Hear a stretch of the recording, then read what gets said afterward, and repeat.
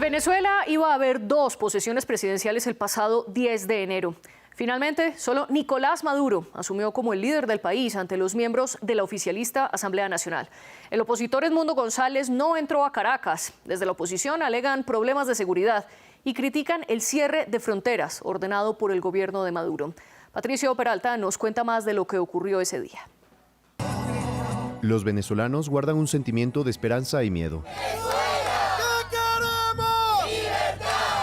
Cientos de venezolanos se manifestaron en varias ciudades del mundo para exigir un cambio, que no llegó y que esperan que sea pronto. Con algo cabizbajo, pero al mismo tiempo este mensaje nos da la esperanza de que no es hoy, puede que no sea mañana, pero dentro de unos días va a haber un cambio. Él se refiere al mensaje final que dieron los líderes de la oposición tras la posesión de Nicolás Maduro como presidente. María Corina Machado descartó por el momento el regreso de Edmundo González al país y prometió lo que denominó la liberación de Venezuela próximamente. Y decidimos que no es conveniente que el día de hoy Edmundo ingrese a Venezuela. Le he pedido que no lo haga porque su integridad es fundamental para la derrota final del régimen y la transición a la democracia que está muy cerca. González, por su parte, considera la investidura de Maduro como un golpe de Estado, calificándolo, además, como dictador. Como comandante en jefe, ordeno al alto mando militar desconocer órdenes ilegales que le sean dadas por quienes confiscan el poder y preparen mis condiciones de seguridad para asumir el cargo de presidente de la República que me confió la soberanía popular. Y juro. Con una estrategia de la oposición aún poco clara, Maduro asume un mandato con más complicaciones debido a una posición de distancia o condena que han adoptado más países de la región y la imposición de nuevas sanciones desde Estados Unidos, la Unión Europea, Canadá y Reino Unido. Maduro ha demostrado una vez más un total desprecio por las normas democráticas y está procediendo a una investidura ilegítima hoy. Lo que se viene, la reforma constitucional que anunció Maduro y próximas elecciones locales. Así las cosas, la polémica de la posesión radica en que el Consejo Nacional Electoral venezolano no ha publicado las actas para probar que el chavismo ganó, mientras que la oposición dice haber publicado el 85% de esas actas y, según ellos, demostraría que Edmundo González obtuvo la victoria en los comicios del 28 de julio. Pero al final Venezuela tiene un presidente posesionado, Nicolás Maduro. Venezuela no se dejó imponer un gobierno por extranjeros, como dijo el mismo mandatario en su juramentación, o es una usurpación ilegal del poder que representa un golpe de Estado, como lo califica la oposición. Ese es el debate de hoy en France 24. Para ello nos acompaña en nuestro estudio en Bogotá Carlos Andrés Arias Orjuela, docente en comunicación política de la Universidad Javeriana, también aquí en esta misma ciudad. Y nuestros dos invitados adicionales están en Caracas. César Pérez Vivas, dirigente nacional de la Democracia Cristiana y miembro del Comando Nacional con Venezuela, la plataforma política que respalda a la opositora María Corina Machado. También nos acompaña Juan Carlos Valdés González, exmagistrado suplente de la Sala Constitucional del Tribunal Supremo de Justicia de Venezuela, profesor de Economía Política y exembajador de Venezuela en Barbados. Bienvenidos ustedes tres y bienvenida también toda nuestra audiencia. Los invito a que nos sigan en nuestras redes sociales, donde estamos como @France24_ES. Y mi cuenta personal es @MariaClaguirre. Y también una invitación para que nos escuchen a través de Apple Podcasts, Spotify, Deezer y TuneIn. Profesor Carlos Andrés Arias, gracias por estar aquí con nosotros. ¿Cómo interpretar y cómo explicarle a nuestra audiencia el hecho de que el 10 de enero dos personas diferentes se iban a posesionar? Buenas tardes a toda la audiencia o buenas noches, dependiendo de la hora en que estén viendo este espacio. Se puede explicar de varias formas. Lo que básicamente y de manera reducida para nuestra audiencia lo que se está viendo es un fenómeno de polarización en donde dos facciones importantes ideológicas de un mismo país y sobre todo representadas también en varios intereses de venezolanos que están por fuera de ese país o habitantes de Argentina, de Honduras, de Colombia, ven cómo se polariza dos posiciones ideológicamente encontradas en un mismo país a partir de un hecho fáctico que son las elecciones que aparentemente no dan legitimidad a Nicolás Maduro. Y quiero darle también la bienvenida a César Pérez. César, para usted, ¿esta se trata de una victoria ante la oposición, la imposición, perdón, del extranjero como plantea Nicolás Maduro, o es un golpe de Estado como plantea la oposición?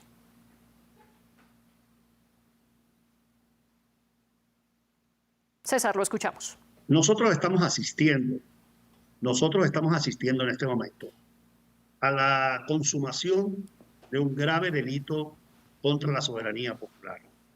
El pueblo venezolano fue convocado a votar el sí el 28 de julio y nosotros, superando todos los obstáculos que el sistema implantó, superando todos los bloqueos de orden arbitrario para que nosotros pudiéramos postular, para que pudiéramos hacer unas primarias, habiéndosele negado a los principales líderes de la democracia venezolana participar como candidatos en ese proceso, con los partidos políticos confiscados a través del Tribunal Supremo de Justicia, creando un ecosistema falso para tratar de confundir al electorado, con un registro electoral amañado donde no pudo ejercer el derecho al voto toda la ciudadanía que vive hoy en el exterior, cerca de 4 millones de venezolanos, cerca de 1 millón de jóvenes dentro del territorio nacional no pudieron votar porque se les impidió inscribirse, porque el lapso fue muy breve, porque no hubo suficiente logística para permitir la inscripción, tampoco a los que les tocó cambiar de residencia, es decir, con un sistema electoral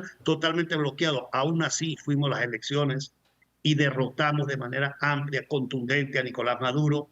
No nos permitieron que nuestros testigos entraran a la sala de totalización la noche del 28 de julio y salió el presidente del Consejo Nacional Electoral anunciando un resultado y diciendo que en los pocos minutos presentaría las actas, y a esta fecha que estamos hablando, esas actas no aparecen, la página web del CNE está cerrado. Es decir, fue demasiado burdo, demasiado descarado el fraude que han cometido y estamos frente a la confabulación de las cabezas de los poderes del Estado para darle un golpe de Estado a la soberanía popular. Aquí está involucrado el presidente del Consejo Nacional Electoral, el autor intelectual de este fraude, que es el presidente de la Asamblea Nacional, Jorge Rodríguez, que ya viene desde hace tiempo interviniendo de manera ilegítima en los procesos electorales. Además de eso, la participación de la presidenta del Tribunal Supremo, que está involucrada totalmente, una activista del Partido Socialista Único de Venezuela y otro activista frente a la Fiscalía, criminalizando, persiguiendo a todos los que opinamos, a todos los que disentimos de esta brutal arbitrariedad que se ha cometido, y lo que ha ocurrido el 10 no es sino la consumación de ese golpe contra la soberanía popular, que solo tiene un fundamento: las armas. Pues no tienen legitimidad, no tienen la verdad, no tienen la moral, no tienen la legalidad, y solo se fundan en las armas, no solo en las armas legítimas, sino en las armas de los grupos armados al margen de la ley que funcionan en las calles para amedrantar a los venezolanos que hemos salido a exigir que se nos respete el derecho al voto. Estamos entonces frente a un golpe del Estado socialista contra la soberanía popular venezolana. Juan Carlos Valdés, también le doy la bienvenida a usted a este programa. ¿Para usted se trata de una victoria ante la imposición de los extranjeros o un golpe de Estado? Fíjate, lo primero que hay que aclararle al mundo, ¿ok?, que si Nicolás Maduro fue juramentado ayer, el 10, nuevamente como presidente de la República, ese acto que se realizó el 10 de enero fue convalidado por todos los candidatos, esto incluye, es más, y fundamentalmente por Edmundo González Urrutia, fue convalidado el mismo 28 de julio. ¿Por qué? César Pérez hoy acaba de decir algo que no le permitieron a los testigos de ellos acceder al acta, a la totalización. Eso no puede ser cierto. ¿Por qué no puede ser cierto? Porque entonces, ¿cómo es que tienen el 85% de las actas? Las actas se le entrega, al finalizar el acto de escrutinio, le entregan una copia de las actas a cada testigo de los partidos que participaron en la contienda. Es decir, el mismo día de las elecciones, todos los partidos que tuvieron sus testigos tenían copias de las actas. Si luego del primer boletín, que es una publicación de resultados, porque no podemos decir que Nicolás Maduro ganó las elecciones si no se dieron unos resultados, y evidentemente se publicaron resultados. ¿Cuáles resultados se publicaron? Lo establece la Ley de Procesos Electorales en Venezuela en su artículo 71. Se emite el primer boletín. Ese boletín da unos resultados. Fíjense cómo funciona el sistema electoral en Venezuela y así se van a dar cuenta cómo ha mentido la oposición deliberadamente y cómo González Urrutia convalidó la victoria de Maduro. Fíjense cómo funciona. Una vez que se hace la votación, se vienen los escrutinios. Pues, realizados los escrutinios, se hace la totalización de todos esos votos. Después de la totalización, viene la designación de quien se supone ganó las elecciones y la proclamación de quienes se supone ganaron las elecciones. Ahora hay esto que le voy a decir. Finalizado eso, en el artículo 125 de la Ley de Procesos Electorales dicen que se publicarán los resultados 30 días después de qué acto, 30 días después de la proclamación. Es decir, primero se proclama el ganador y luego se publican unos resultados porque es que ya se publicaron los resultados que dan el ganador, que fueron los boletines, el primero y segundo boletín que se dio, ahí ya se dio el ganador. La publicación que reclaman, que es una publicación más detallada por mesa, esa no es un requisito esencial. ¿Por qué no es esencial? Porque se supone que el mismo día de la votación todos los candidatos que tenían sus testigos tienen una copia de esa acta y ellos ya saben quién fue el ganador. ¿Qué pasa si en los boletines el Consejo Nacional Electoral dice una cifra o da ganador a alguien que no fue el ganador real? Bueno, los candidatos que tienen las actas en sus manos y se dan cuenta de eso porque las tienen en sus manos, tienen, como en todo país del mundo, tienen recursos para atacar ese acto. Juan Carlos, que puede ser arbitrario, puede ser una equivocación, sea lo que sea. Lo voy a interrumpir para hacerles una propuesta a ustedes tres, nuestros panelistas, y es, aunque es esencial entender qué ocurrió ese 28 de julio y presentar las diferentes posturas como ustedes lo han hecho, también les pido que nos vengamos un poco más acá, sobre todo desde qué ha pasado a partir del 10 de enero con la posesión presidencial de Nicolás Maduro. Y les pido esto porque no nos sería suficiente el tiempo volver a hablar de qué ocurrió el 28 de julio y los días posteriores y aclarar que hemos hecho múltiples debates aquí en France 24 al respecto, que nuestra audiencia los puede encontrar en nuestras plataformas de podcast y también en YouTube. Entonces, concentrémonos y volvamos a este 10 de enero y lo que viene después. Quiero preguntarle algo, Carlos Andrés, y es, finalmente, ¿por qué Edmundo González no llega a juramentar como presidente como lo había prometido? Y si estamos quizás ante un Guaidó 2.0 donde hay un opositor que dice ser el presidente de Venezuela cuando hay otro presidente al mando, en este caso Nicolás Maduro. Bien, vamos por partes. Edmundo no puede llegar porque representa unos elementos simbólicos de la oposición. Y lastimosamente, una de las características de una dictadura, ¿sí?, es que si llegase a estar allí presente, seguramente hubiese sido capturado. Y al ser capturado, pues no es libre. Entonces, en esa medida, Edmundo no puede aparecer porque en el momento que aparezca va a ser capturado. Y al ser capturado, se captura parte del simbolismo de la libertad de expresión y la libertad electoral que se desarrolló y se consumó el día de las elecciones. Entonces, la principal razón por la que él no aparece en público es porque puede llegar a ser capturado. Y al ser capturado se captura un simbolismo de la oposición. Y eso tiene unas connotaciones en términos de comunicación y sobre todo en términos electorales y políticos en lo que va a ser la lucha de la oposición y parte de la lucha de ese aparente 70% que votó en contra de Nicolás Maduro. Dos, la segunda pregunta alrededor de lo que me plantea, creo que lo que involucra toda esta situación es básicamente lo que la comunidad internacional y los medios de comunicación han venido resaltando, y es que no hubo las garantías suficientes, no solamente en el proceso de elección, sino en el efecto posterior. Porque inmediatamente se dieron las elecciones, empezaron a hacerse no solamente capturas de periodistas, capturas de defensores de derechos humanos, sino se restringió la libertad de expresión y sobre todo la libertad a hacer un registro informativo de este proceso electoral. En ningún otro país del mundo que se precie de haber tenido un proceso democrático transparente, ¿sí?, si hubiesen dado esas amenazas a periodistas y a políticos por asistir al día de la posesión. Quiero hacerle una pregunta a Juan Carlos. Usted explicaba un poco el procedimiento y decía que el acto de juramentación de Maduro fue convalidado por todos los actores del proceso electoral, incluido Edmundo González. Si es así, entonces, ¿por qué el gobierno de Maduro ordenó cerrar las fronteras con Colombia y con Brasil? Reforzó la presencia de las Fuerzas Armadas justo ese día de juramentación y aparentemente se corrió para hacerlo más temprano la hora de la juramentación, al punto que los delegados de Rusia y de China no llegaron a tiempo, sino que ya llegaron al salón cuando Maduro ya estaba hablando, como se vio ante el video.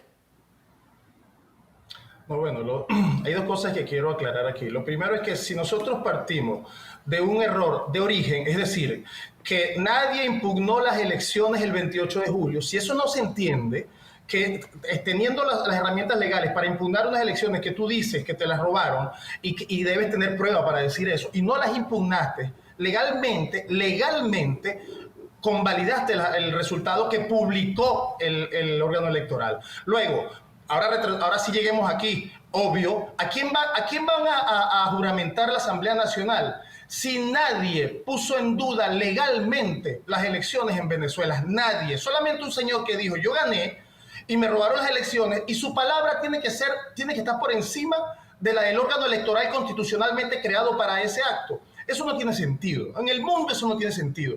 Este señor solamente su palabra es la que le hace acreedor, según los que así lo avalan, su palabra lo hace acreedor de un triunfo que nunca demostró y nunca ha demostrado. Luego, no es verdad que se haya adelantado la juramentación. Eso es absolutamente falso. Se dio a la hora que si Rusia y el representante de Rusia y la otra que mencionaste llegaron tarde, es otra cosa, pero no se adelantó nada. Luego, ¿por qué se cierra la frontera? ¿Es que acaso es un secreto para alguien que desde el 28 de julio en adelante amenazas al país de invasión? Un mercenario estadounidense dijo que iba a venir a invadirnos y a sacar por la fuerza al presidente Nicolás Maduro. ¿Es que acaso es un secreto para alguien en el mundo que las amenazas de intervención y el petitorio de intervención militar multinacional que han hecho el expresidente Álvaro Uribe y una serie de expresidentes que les fascina hablar de los demás países desde afuera?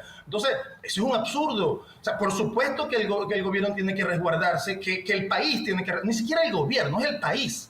Porque una intervención armada en Venezuela, eso no es un ataque solo al presidente. Eso van a acabar con el país como lo han hecho en Libia, como lo han hecho en Irak, como lo han hecho en muchas partes del mundo. Entonces, el problema de origen es, pregúntenle, ¿por qué no impugnaron las elecciones en el momento que se supone habían ganado las elecciones? No lo hicieron. Sí. Y constitucional y legalmente, dentro de la legalidad venezolana y la constitucionalidad venezolana, bueno, nadie impugnó las elecciones y el resultado que fue el que se publicó, porque publicar es hacer público, y los boletines que se dieron primero, que el CNE publicó, daban ganador al presidente Nicolás Maduro. La oposición tenía 20 días hábiles para impugnarlo, no lo hicieron. Y oye esto, si son 20 días hábiles para impugnarlo, tú sabes, después de la proclamación, según la ley, cuánto tiempo tiene para publicar los resultados que se van. 30 días, es decir, tienes menos días para impugnar que para que se publicara, porque esa publicación no es un requisito esencial para la proclamación, tan es así que es posterior a la proclamación. De manera que, justamente, Juan Carlos, discúlpeme, lo interrumpo de nuevo. Más adelante vamos a hablar de esas ideas de intervención militar que, como usted bien lo mencionó, estuvieron lideradas, o el primero que las mencionó fue el expresidente de Colombia, Álvaro Uribe. Pero, César Pérez, quiero hacerle esa pregunta precisamente que plantea Juan Carlos. ¿Por qué la oposición no impugnó los resultados y es así entonces que están convalidando la victoria de Maduro y ahora su juramentación?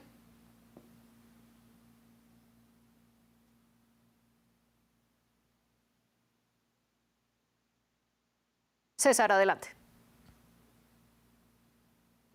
¿Será que tenemos línea? Sí, lo estamos escuchando. Le preguntaba por qué la oposición no impugnó esos resultados y si de esa manera convalida entonces la victoria de Maduro. Fíjate cómo manipula el señor Valdés, como buen chavista, todo este acontecimiento. En primer lugar, yo dije en mi primera intervención que la testigo nacional no pudo acceder a la sala de totalización. Y entonces dice que nosotros tuvimos testigos en las mesas. Claro que tuvimos testigos en las mesas. Y los testigos de las mesas aportaron las actas que hemos publicado y que el mundo conoce, que son copias exactas de las actas, y esas actas dicen que ganó Edmundo González. Pero cuando nosotros denunciamos el fraude, inmediatamente el señor Maduro se fue, dizque a meter un recurso de nulidad o de interpretación contencioso electoral y confiscó la sala electoral. Impidió que se publicaran los resultados como manda la ley y el Consejo Nacional Electoral a esta fecha no ha publicado. Alegaron la noche del 28 que había habido un ciberataque, que les habían bombardeado, destruido. César, discúlpeme, lo interrumpo. De nuevo enfoquemos esta discusión posterior al 28 de julio. Yo sé que es esencial para la respuesta. Perdóname, ¿Por qué no impugnaron? Pero este es con todo respeto, este es el punto clave. Pero a ese juicio amañado que montó Maduro con sus magistrados, acudió uno de los candidatos y solicitó la publicación, porque es una obligación presentar acta por acta. No es que a mí se me ocurre como autoridad electoral dar un resultado y no demostrarlo. La ley de orgánica de procesos electorales, la ley de infogobierno, la Constitución obliga al Poder Electoral a presentar detalladamente los resultados. Y eso no lo hizo. Y eso no lo pedimos nosotros solos. Lo pidió Enrique Márquez, quien fue candidato y que hoy está preso. Está preso por haberse atrevido a cuestionar el resultado electoral. Y esa es la forma como Nicolás Maduro y su camarilla actúan, metiendo preso a todo aquel que ponga en duda su santa palabra. Pero no solamente somos nosotros, el presidente Petro que le está pidiendo a Maduro que presente las actas, es el presidente Lula que le está pidiendo a Maduro que presente las actas, es el mundo democrático. Y Maduro no puede presentar nada porque se robó las elecciones y el mundo lo sabe. Y esa es la razón por la cual todos nosotros hemos denunciado que aquí hay un fraude y estamos frente a un golpe de Estado contra la soberanía popular. Lo demás puede inventar el señor Valdés y todos los voceros de la dictadura lo que les parezca, pero los hechos son los hechos. Ganó Edmundo González, Maduro fue derrotado. No es la primera vez que se roban una elección.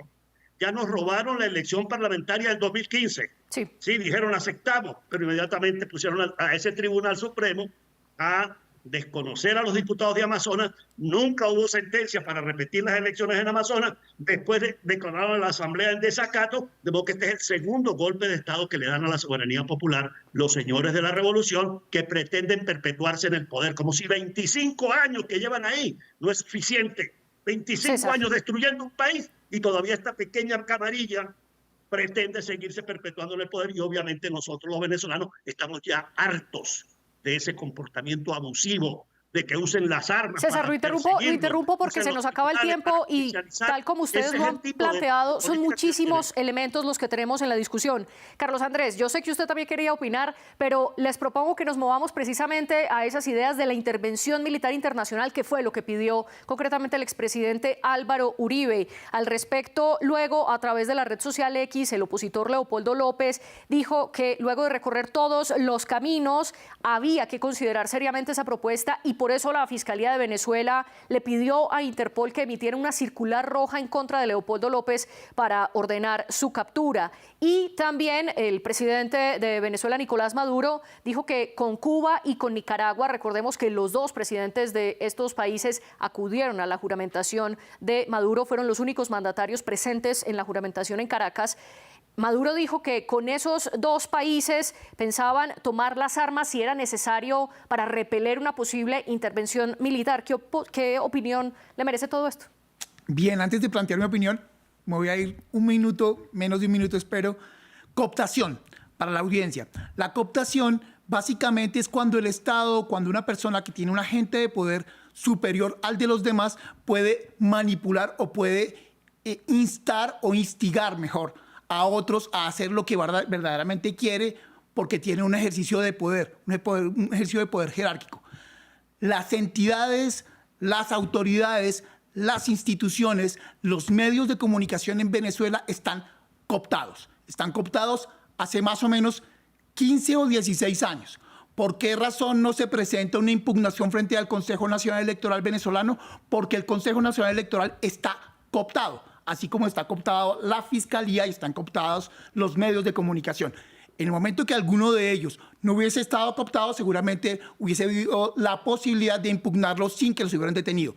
Ahora bien, con respecto a la pregunta, creo claramente no es ni siquiera lo más apropiado, sino que es antidemocrático entrar por las armas a romper una dictadura. Creo que la dictadura solamente puede caer mediante una revolución del pueblo venezolano bajo una acción democrática que salga desde el pueblo venezolano y que de alguna u otra forma termine de decirle a Nicolás Maduro que no están con él, no solamente por las vías electorales como ya lo intentaron, sino verdaderamente una revolución ideológica que desplace al gobierno de Nicolás Maduro. ¿Qué significa que 3 países, Cuba, Nicaragua y Venezuela, sean los llamados a alzarse en armas? Pues claramente es el eje socialista antidemocrático que vive en América Latina.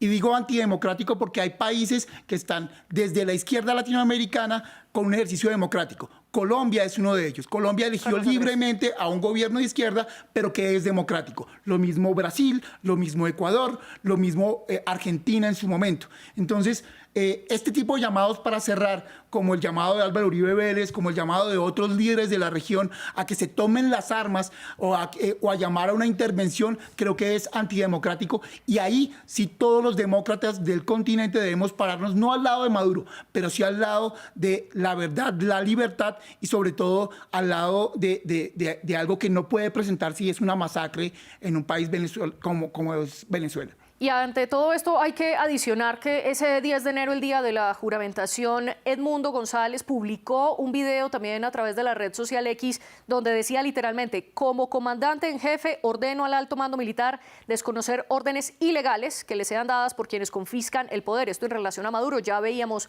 también en pantalla previamente las palabras de Edmundo González. Juan Carlos, ¿qué opinión le merece a usted la propuesta del expresidente Álvaro Uribe, la respuesta también de Edmundo González y de Nicolás Maduro?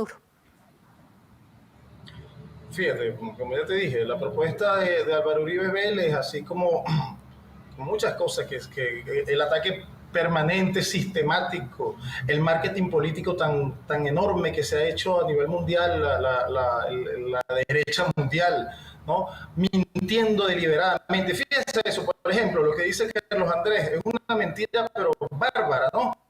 Ha dicho varias mentiras en el transcurso del programa.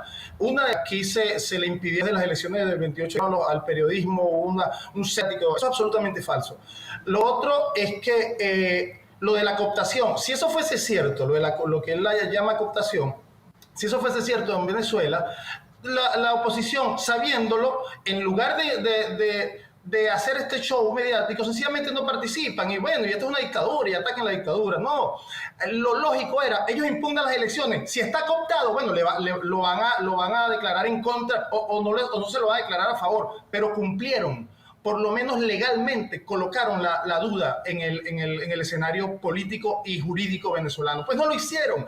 ¿Por qué no lo hicieron? Porque no tenían las pruebas, porque no ganaron las elecciones. Esa es la verdad. O sea, porque si yo impugno las elecciones, tengo que presentar las pruebas de lo que yo estoy alegando. Y como no la tenían y no las tienen, porque lo que dice Pérez Vivas que han publicado son imágenes, y todo el mundo en la actualidad sabe que por internet cualquier imagen tú puedes colocar, tú puedes hacer lo que quieras, y ahora con inteligencia artificial más fácil todavía. Pero distinto es el físico. Ellos sí. La intervención militar, lo único que coincido con Carlos Andrés es que sería un antecedente muy peligroso para todo el continente. Para todo el continente. Nadie estaría exento de que eso le ocurriera en Latinoamérica y en el mundo incluso, si se permitiese en un territorio de paz, porque América ha sido por muchos años un territorio de paz. Si eso llegase a ocurrir en Venezuela, una intervención armada multilateral, se rompe ese celofán y nadie, porque si a Estados Unidos se le ocurre mañana que Colombia es un país, es un estado forajido, pues lo intervendrían, pues, y estaría justificado, porque los medios, o sea, ellos dominan la mediática mundial, y eso lo sabemos todos, pues, dominan la mediática mundial, de manera que evidentemente ante esa amenaza, porque ¿qué pasa? No es solo una amenaza. Cuando uno ve que se metieron en Irak, cuando uno ve que se metieron en Libia, cuando uno ve que lo que hicieron en Siria, cuando uno ve lo que han hecho en otros países del mundo, uno dice, bueno, ¿y quién dice que no me lo puedan hacer a mí? Sí. Y es por eso que el gobierno válidamente toma las medidas que deba tomar para la seguridad de todos los venezolanos, porque insisto, un ataque de esa naturaleza no tiene ese componente quirúrgico que solamente toca al presidente Maduro o a 3 o 4 más del gobierno. No vale. Eso destruyen a un país. Que ha devastado el país, como ya lo hemos visto en la historia reciente. De manera ahora le quiero preguntar a César, disculpen las reiteradas intervenciones mías a todos ustedes, pero se nos acaba el tiempo y hay muchos puntos que analizar. César, quiero preguntarle cuál es su postura sobre la posible intervención militar y también sobre las palabras de Edmundo González, que habla como comandante en jefe de las Fuerzas Armadas, pero realmente tiene un poder real sobre los militares venezolanos sabiendo que no es el presidente legalmente constituido. Recordemos que estamos en Venezuela con una dictadura militar, que aquí lo que hay es una dictadura militar. Aquí estamos nosotros sometidos por las armas. Nosotros no podemos libremente ejercer nuestro derecho a expresarnos. Yo no puedo ir a un canal de televisión aquí en Caracas. No puedo ir a una emisora de radio. No hay periódicos. Todo eso ha sido confiscado por el régimen del socialismo del siglo XXI. Y como dijo Carlos Andrés, todos los organismos fueron controlados a raíz de la Asamblea Constituyente del 2017, con la cual se le dio el golpe de Estado a la Asamblea. Y montaron a Tarek William Saab de fiscal, y montaron a las señoras del Tribunal Supremo una noche en los magistrados express, y montaron al señor Elvis Amoroso de presidente del Consejo Nacional Electoral. Es decir, con tiempo fueron tomando todos los poderes para cerrar la oportunidad de participar. Fíjense lo que acaba de decir el señor Valdés, que lo que hemos debido hacer era no participar. Ya ese error lo cometió la oposición en el 2018. Y yo fui uno de los que dije, aunque nos metan presos, aunque nos inhabiliten, aunque pongan todos esos obstáculos, vamos a contar a Maduro, y lo contamos y le ganamos. Y el señor Valdés sabe que le ganamos. Le dimos una pela en toda Venezuela. César. Y eso lo vieron los testigos del PSUV, lo vieron los militares, están las actas. Ahora, el que tiene la obligación jurídica de mostrar todas las actas es el Consejo Nacional Electoral, y se fueron escondidas para allá, para el tribunal, pusieron a los magistrados a decir que ellos habían evaluado las actas sin que nadie pudiera tener oportunidad de participar César, en ese proceso de cotejo. Y Enrique Márquez, que fue el que estuvo allí presente. Su postura sobre la posible intervención militar. Déjame terminar la idea. Ninguno de nosotros queremos guerra en Venezuela. Si nosotros hemos luchado por la paz, nosotros hemos ido a las elecciones con el objetivo de ganar como ganamos. Y resulta que aquí los que estamos siendo víctimas de la guerra somos nosotros, porque Maduro tiene militarizado el país, tiene no solamente a las estructuras de la Fuerza Armada, es que tiene una serie de bandas paramilitares llamadas colectivos que están matándonos los ciudadanos en la calle, que han cometido cualquier cantidad de crímenes, y no hay forma alguna de que se someta a esos personajes. Nosotros somos una nación secuestrada por una estructura militar, porque los militares de Venezuela también están con el mundo. Allí en los cuarteles ganó el Mundo González Urrutia, y solo la cúpula que controla Maduro con Padrino López es la que está imponiéndole al país un gobierno y lo tiene sometido por la fuerza de las armas. Eso es lo que estamos viviendo los venezolanos. Una guerra que Nicolás Maduro le ha declarado al pueblo de Venezuela, que está desarmado, que pacíficamente ha reclamado su derecho, César, y que lo que ha tenido como respuesta es la represión.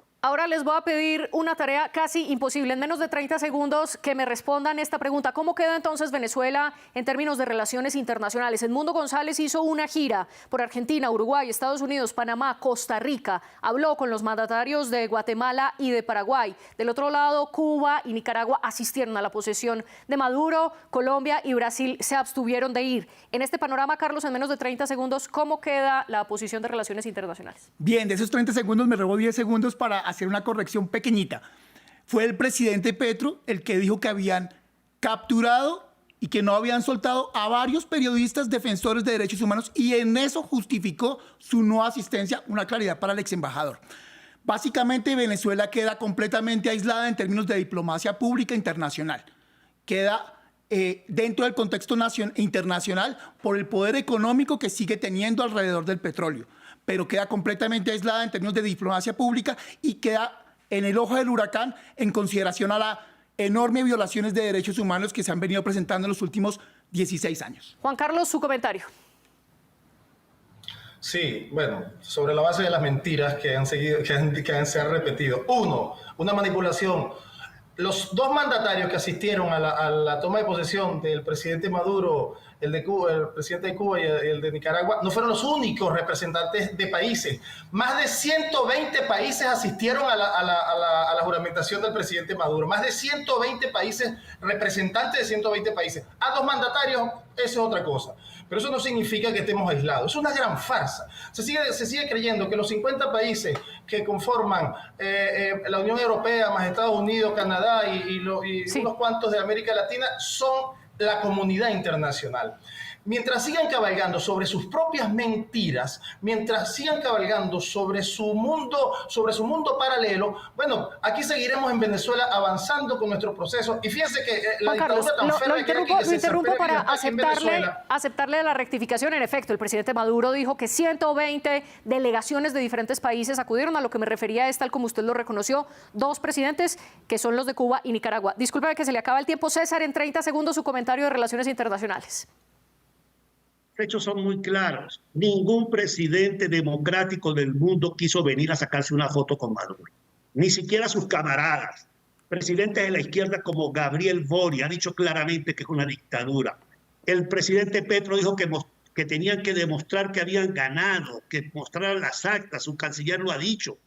Sí. Igual dijo el presidente Lula de Brasil, que por cierto, producto de ese fraude, vetó a Maduro en los BRIC, porque precisamente está aislado totalmente. Ellos tienen relaciones, sí, tienen relaciones con todas las dictaduras del lejano oriente, de África, pero aquí en el vecindario de América Latina, de Europa, del mundo occidental, donde estamos ubicados los venezolanos, aquí lo que tienen es un total repudio de la comunidad mundial, como tienen el César, se nos acaba el tiempo. Le agradezco a los tres panelistas la paciencia por las múltiples interrupciones y ustedes sigan con más en France24.com.